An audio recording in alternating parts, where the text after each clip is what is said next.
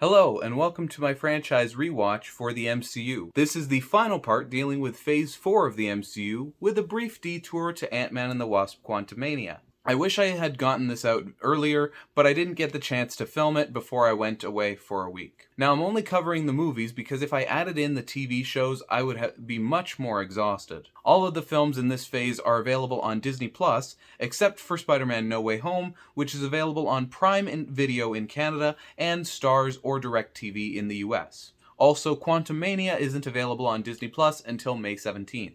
Without further ado, let's get to the reviews, starting with Black Widow from 2021. I found a lot of flaws in this movie, with very few positives. First, when we were in 1995, S.H.I.E.L.D. vans were chasing Black Widow and her family. Moving past my previous complaints of the anachronism of the acronym S.H.I.E.L.D. in Captain Marvel, why would a secret government agency have its branding on the side of a vehicle? It makes no logical sense, and even S.H.I.E.L.D. vehicles in past films, which happen in the future, may have had their logo, but it was grayed out. There are also a few IMAX expanded sequences in this movie, though none of them look good. For the most part, they are poorly shot and have poor VFX. Another thing that annoyed me is something that I mentioned in my Iron Man 3 review of having a private or secret conversation in public. In this film, Yelena and Natasha especially are on the run, yet they are publicly discussing her identity as an Avenger with little secrecy for anyone to determine her identity. It's not like the government can't be notified and extradite her from Budapest. The bright spots of this movie are Yelena and Alexei, played by Florence Pugh and David Harbour, respectively. I'm glad we'll get to see more of their dynamic in The Thunderbolts. I also noticed this movie included more justification for Steve to be against the Sokovia Accords, considering Dreykov seems to have immense power and influence on the world's governments with his army of Black Widows, and nobody would have known about it other than previous Black Widows. What annoyed me most about this movie was the marketing, considering it featured one of the final shots of the movie in the first trailer and on the thumbnail for that trailer. I rated this a 3 out of 5. Now let's move on to Shang-Chi and the Legend of the Ten Rings, also from 2021. When it comes to Phase 4, a lot of it is hit or miss. This is one of their hits. It has a beautiful score that fits with its part of the MCU. There's impressive fight choreography drawn from martial arts films of the past. The cinematography for those fights is also fantastic, with many artistically crafted angles and camera motions. The bus fight in particular was one of the standouts. Another one being the scaffolding battle, which was inventive and something I could believe came from a Mission Impossible movie other than its reliance on CGI. That's one of the few issues with this film, as many sequences over-rely on CGI. Wenwu was a great antagonist, mainly because you can understand his motives, misguided as they may be.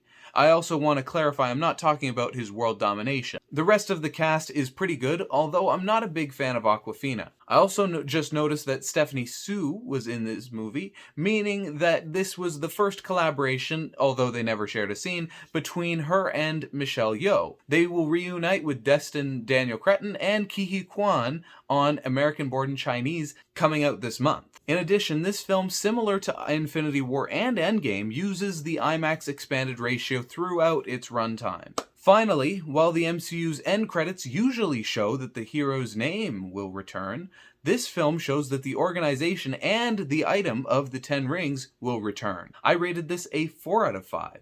Now let's move on to Eternals, again from 2021.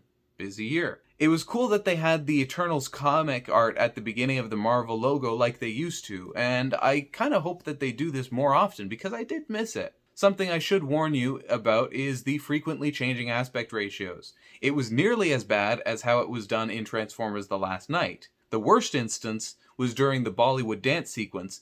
It was mostly in widescreen but expanded to IMAX for a second with an overhead shot and then went back to widescreen. Another silly use was switching to the IMAX ratio specifically for the sex scene between Cersei and Icarus. I'm happy I didn't pay to see it in IMAX because that would have infuriated me. I would recommend not watching the expanded ratio on Disney Plus if it would bother you despite some beautiful shots in that expanded ratio. In addition to the changing aspect ratios, most night shots are poorly lit, so it's hard to see anything. When I saw it in theaters, I thought it was the theater since I had had that experience multiple times at that particular theater. They must have learned how to light their night scenes from Game of Thrones instead of from Peter Jackson and Andrew Lesnie. In addition to poorly lit night scenes, the dialogue is poorly written. Most of it is exposition heavy, telling the audience in great detail instead of showing us. Because of the poorly written dialogue, most of the acting is either childlike or wooden. There are a total of 4 decent performances. If I ranked them from number 1 to number 4, it would be Selma Hayek, Kumail Nanjiani, Barry Keoghan, and Brian Tyree Henry. I also loved Karun, played by Harish Patel. He mentioned thinking Kingo was a vampire, and I have to believe that was a reference to Blade, Chloe Zhao's favorite character, which is also why he shows up in the post-credits scene for this film. This film features a diverse cast that spans age, race, and gender, and is very different from their original comic book counterparts, who were primarily white men. Although I don't know how they portrayed the team in more recent comic iterations of this team. The VFX is one of the more polished projects of Phase 4 other than Pip the Troll. Makkari uses her speed powers in unique ways compared to the Flash, who relies on gimmicks like lightning and time travel through the Speed Force. I also like how they involve Phastos' power against Icarus in the final battle. Regarding this film's disability representation, it claims it does much more than it really does. Makkari is supposed to be deaf, just like her actress, Lauren Ridloff, but she seems to be mute instead, and a lot of general audiences might be confused by that. One indication audiences may pick up on is that she mentioned she could sense vibrations even when someone speaks, negating her deafness. Also, most of the time the other Eternals just talk to her while she's in the group. No one really signs their dialogue to her. Whenever Makkari is present, the characters should be signing to each other, especially since they've known each other for thousands of years. As I watched the film, I tracked every time a character signed to Makkari, and it only happened 7 times over its entire runtime. Makkari also has the fewest lines and screen time. I also saw a few videos on TikTok from Jeremy Andrew Davis, who has PTSD and hated how they portrayed Angelina Jolie's character, Thena, as Mad Weary. First, it shows her randomly turning to violence rather than how many people deal with anxiety as part of PTSD, such as how it was portrayed in Iron Man 3. They also had a brutal solution to her Mad Weary of either erasing her memory or flat out killing her. Instead, they saddled her with a babysitter in Gilgamesh who infantilized her. Specifically, he speaks in a soft voice as if speaking to a child, repeats basic instructions, and gives her a non-alcoholic drink that he says is for children. They also separated these characters from the rest of the world, with Makkari living in the Eternals ship buried underground, and Thena in the desert of Australia. This would have worked better as a TV series where the story would have been given more time to breathe and develop each character, potentially endearing them to the audience. It would have also been better if they hired disabled writers to consider how they should be portrayed. In the end, as with most Marvel movies, it says the Eternals will return. Will they, though? I rated this a 2.5 out of 5. Now let's move on to the big one, Spider-Man No Way Home from 2021. I had a pretty great time watching this movie. Marvel continued to show how well they use their characters and bring in old characters and elevate them other than Ralph Bohner. The main issue I had with this movie in theaters was that many of the action scenes aren't well lit, making it hard to see what's on screen. Although I blame that theater since when I rewatched it at home and the More Fun Stuff edition at a different theater, that wasn't an issue. Another issue I have with this film is how much it relies on the nostalgia for Tobey Maguire and Andrew Garfield's Spider-Man and their villains. While it was great to see characters like Doc Ock, Green Goblin, and Electro, Sandman had less to do and the Lizard was completely unnecessary. I would also have loved if they had made this a more self-contained story. Maybe Kraven the Hunter could have had his film debut here instead of in his solo film later this year, and I hope the future for Spider-Man includes more villains that haven't been adapted to live action. I can't wait to see what they do next with Spider-Man. I see Miles Morales in their future, maybe within this next Spider-Man trilogy. Now, I also want to give my thoughts on the More Fun Stuff edition, which I saw in theaters last year. Many scenes from this version could have even been included in the original film, which would have only made it better. There are a couple scenes that I do agree with being cut from the original. I wish they had just included all those scenes in the deleted scenes of the home release, and I hope they do a home re-release for those who want those extra scenes, especially those who haven't yet purchased the first home release. I rated this a 4.5 out of 5. Now let's move on to Doctor Strange in the Multiverse of Madness from 2022. Wong is a fantastic character, and I'm glad we've seen more of him in this phase, with appearances in Shang-Chi, Spider-Man No Way Home, and She-Hulk, however brief some of those appearances were. I found Doctor Strange was a bit of an idiot at times throughout this film. Elizabeth Olsen put on an excellent performance. I just disagreed with her character's story as written. The main reason I don't like her characterization in this film is that at the end of WandaVision, we see a post-credit scene where she's studying the Darkhold and hears her children calling to her for help as if they're in danger. While in this film, she wants to go to another universe, kill another version of herself, and take the role of mother away from one of her variants. I would much rather she found a universe where her children are in danger and need help, and then when she's refused help from the sorcerers because of multiverse incursions, she then fights Doctor Strange. Wanda states that when Strange breaks the rules, he's considered a hero, while she's viewed as a villain, and she doesn't believe that's fair. The difference between the two is that Doctor Strange generally breaks the rules to serve the greater good, like the time loop to defeat Dormammu, or giving up the Time Stone because it was the only time they ended up winning out of the 14 million possibilities, although that's obviously writing. The only time he broke the rules which didn't work out too well was with Spider-Man, but that wasn't entirely his fault. On the other hand, Wanda has broken the rules for selfish reasons, like getting her family back at the expense of others' physical and mental well-being. She also had some logical inconsistencies. She worries about if her kids got sick and feels she needs to be able to access the multiverse and find a world with a cure.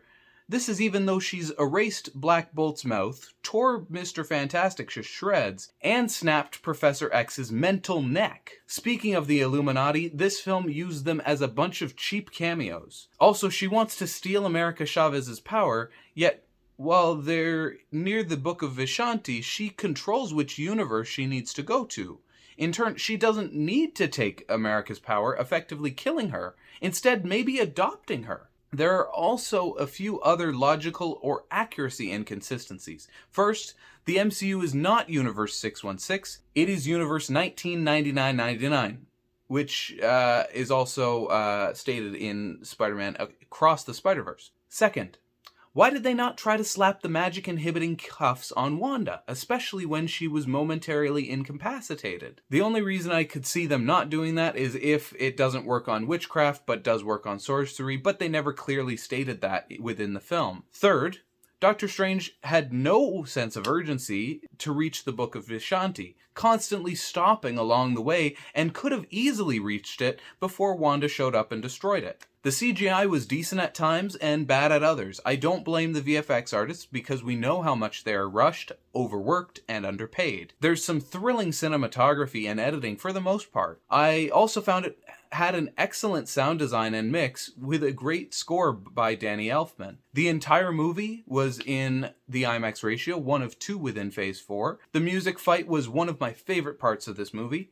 Finally, it had a weird abrupt ending similar to how I felt about Ant-Man and the Wasp: Quantumania, almost as if it had been tacked on late in the production process. I rated this a 2.5 out of 5. Now let's move on to Thor: Love and Thunder from 2022. I reviewed this film last year right after it was released and put it on my channel. I'll include a link in the description and an annotation to that video so you can see how my opinion has changed. I still think that Christian Bale did a great job as Gore the God Butcher, and it was disappointing that his character didn't really get to play a bigger role in this movie. I was also happy they brought back Natalie Portman, but I'm not sure that they did her storyline justice, and it may have been better if they had separated the Gore and Jane Foster Thor storylines. Chris Hemsworth is okay as Thor, but a bit goofy. I also found it odd that in Endgame, Thor preferred Stormbreaker, yet he's obsessed in this film with Mjolnir. Tessa Thompson was great as Valkyrie. Russell Crowe was the biggest letdown as Zeus, with an accent equally as strange as Tom Hanks' accents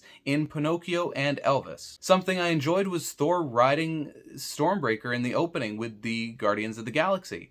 I also enjoyed the sequence in the Shadow Realm, since it was the most artistic element of the movie. The rest of this movie was pure silliness, and if you enjoy that kind of thing, that's okay.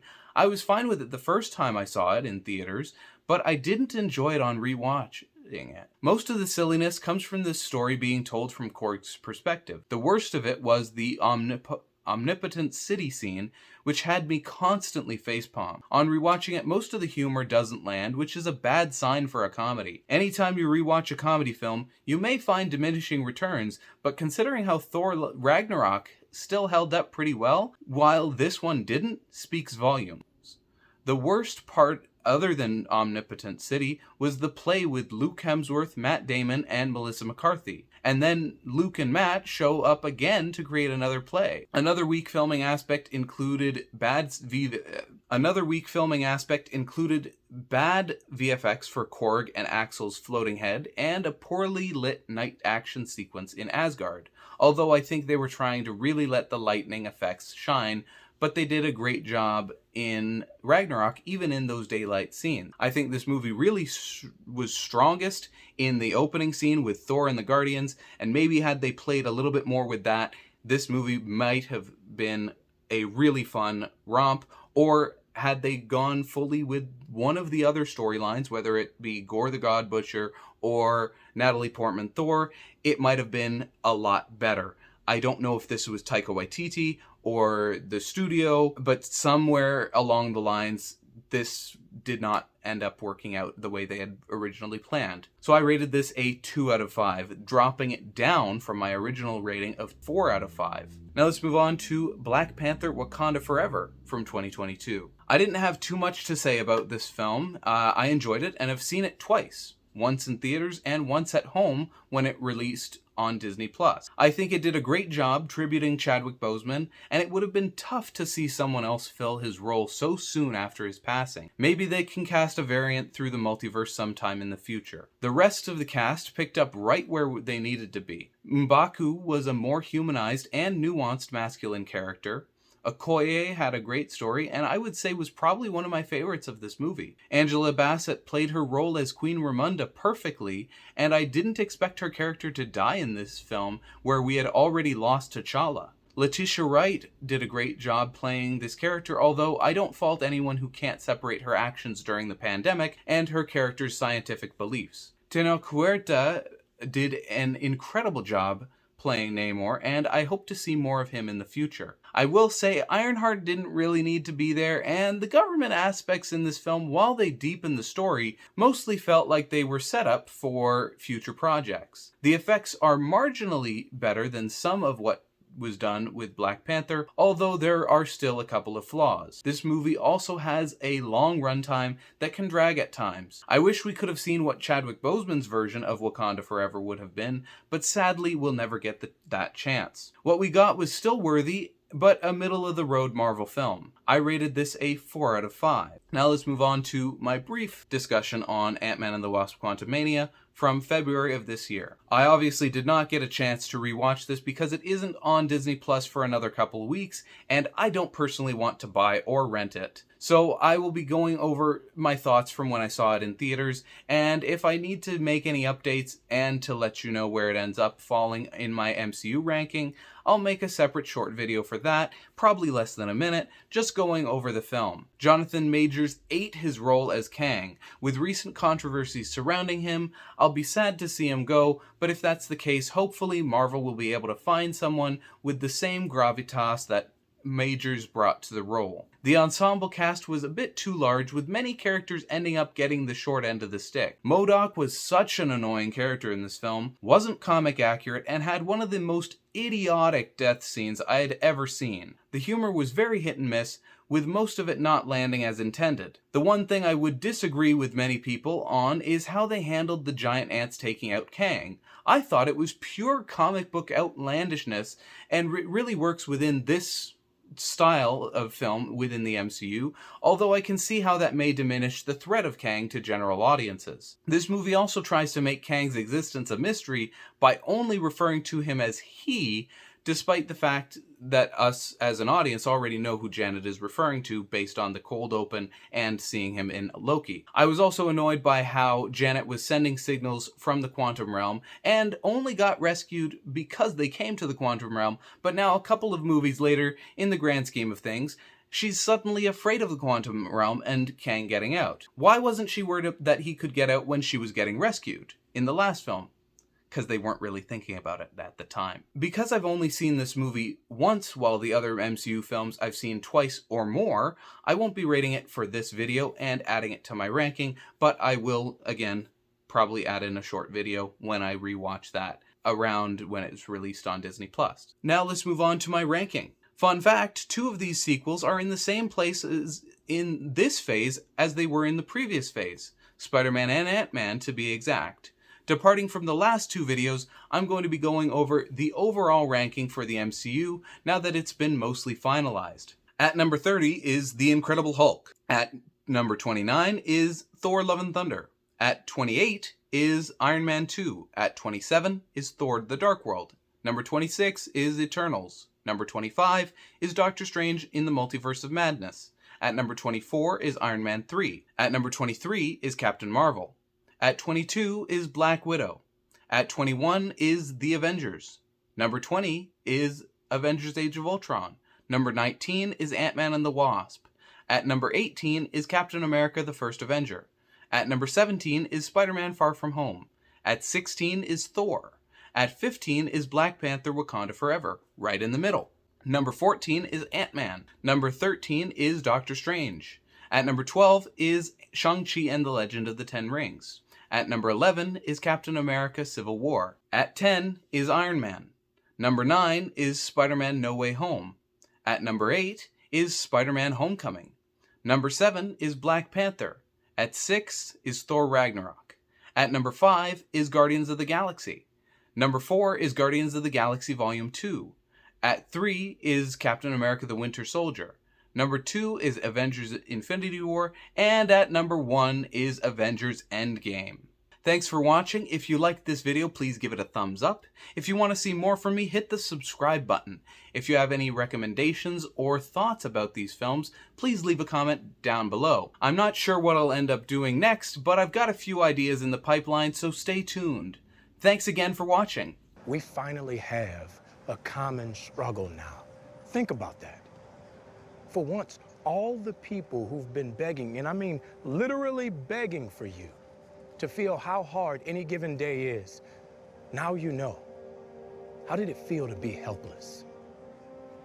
Now, if you could remember what it was like to be helpless and face a force so powerful it could erase half the planet, you would know that you're about to have the exact same impact.